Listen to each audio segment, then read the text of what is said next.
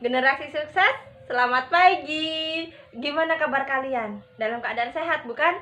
Iya, hari ini kita akan belajar lagi bersama Ibu Margaret Lisnawati dalam pembelajaran mata pelajaran Bahasa Indonesia.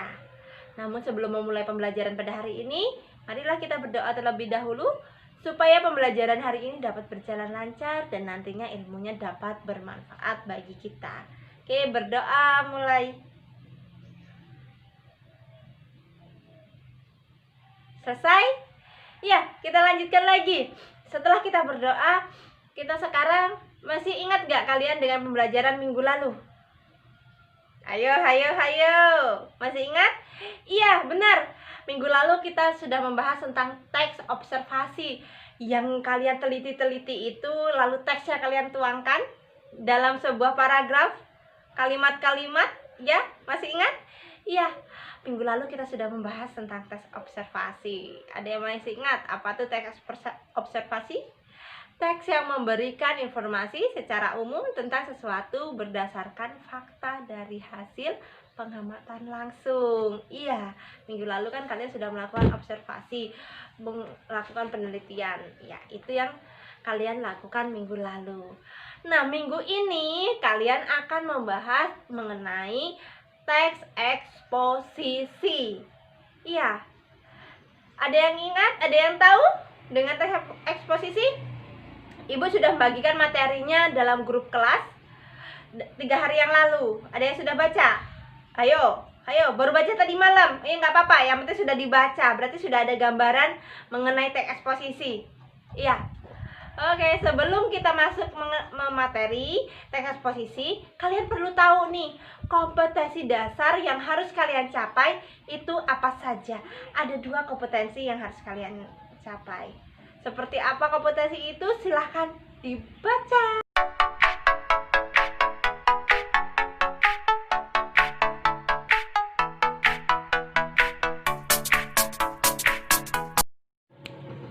Sudah membaca kompetensi dasarnya yang akan dicapai?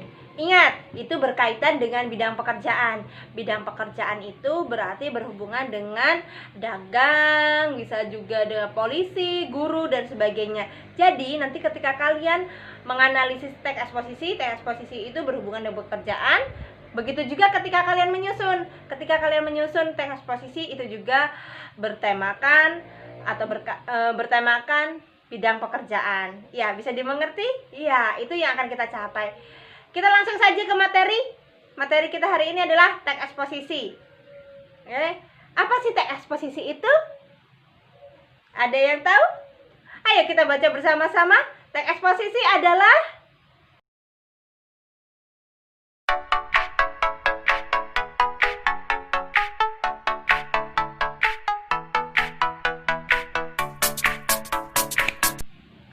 setelah kalian membaca teks eksposisi, kalian dapat memahaminya?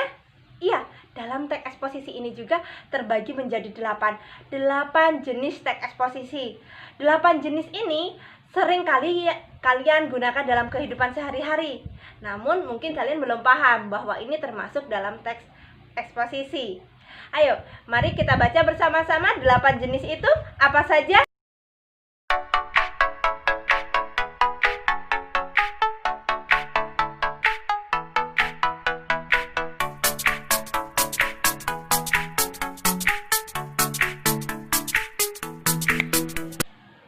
Sudah memahami 8 jenis teks eksposisi itu? Pernah kan kalian menggunakan 8 jenis itu? Salah satunya?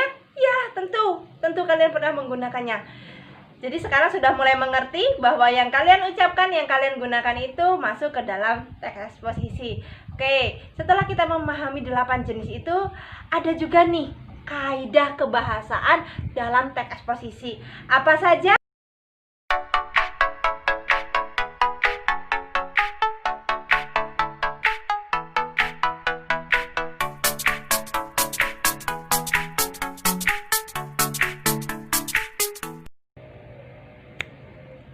Setelah kalian memahami kaidah kebahasaannya yang ada 5 itu, kalian juga perlu tahu nih struktur teks eksposisi. Ada 3. Yang pertama ada tesis, yang kedua ada argumen, yang ketiga ada penegasan. Seperti apa Silakan dibaca.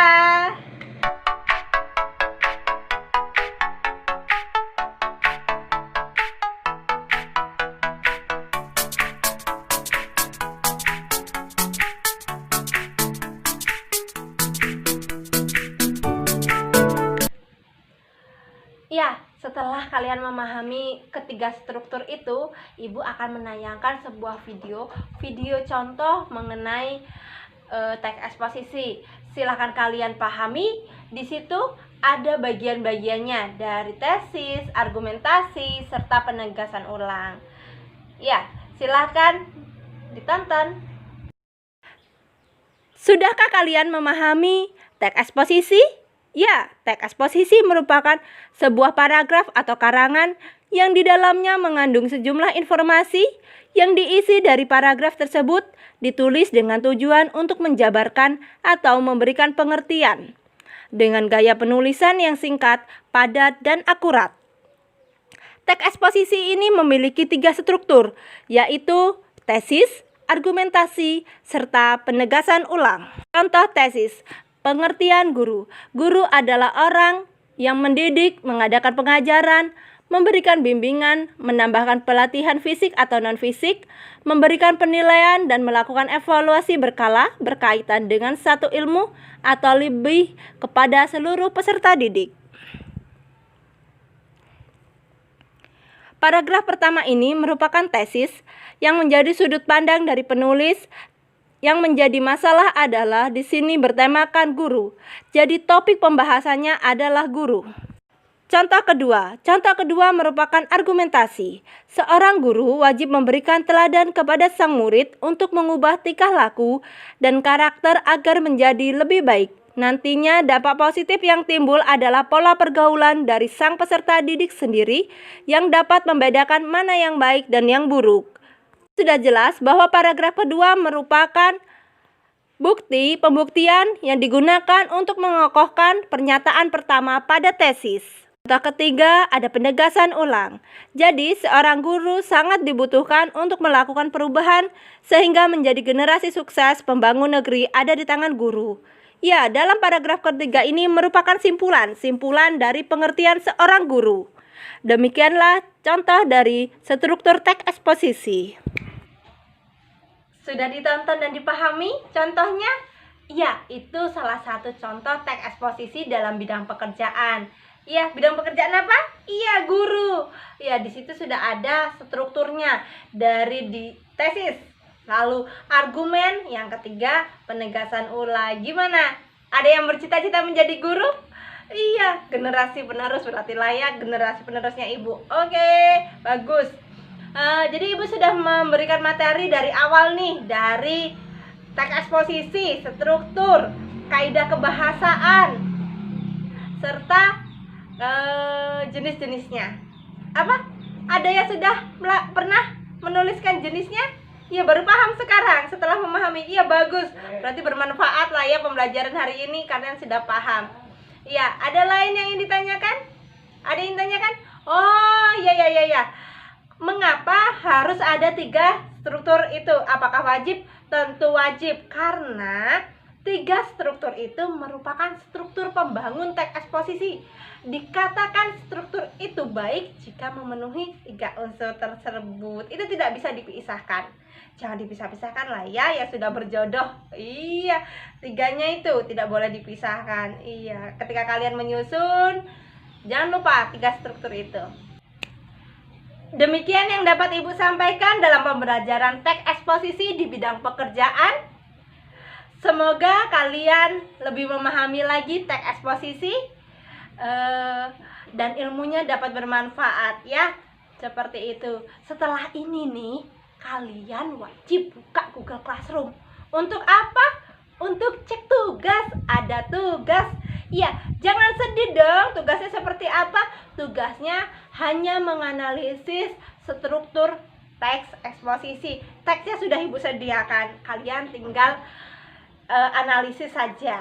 Iya, kalian kan sudah mengerti kenapa sedih. Tidak usah sedih, oke? Iya, itu materi minggu ini. Materi yang akan datang nih minggu depan, ada yang tahu tidak materinya apa? Iya, memang belum Ibu kirim, tapi akan Ibu kirim. Materinya mengenai teks anekdot. Ada yang tahu teks anekdot dalam benak kalian? Lucu, humor, guyon, dan sebagainya. Iya, teks anekdot itu adalah sebuah cerita singkat dan lucu atau menarik. Iya. Setelah ini kalian kerjakan tugas. Setelah selesai, jangan lupa nih, kalian perlu mencari tahu juga mengenai teks anekdot supaya minggu depan kalian lebih memahami lagi teks anekdot. Demikian yang dapat Ibu sampaikan. Kurang dan lebihnya Ibu mohon maaf, dan Ibu akhiri. Selamat pagi.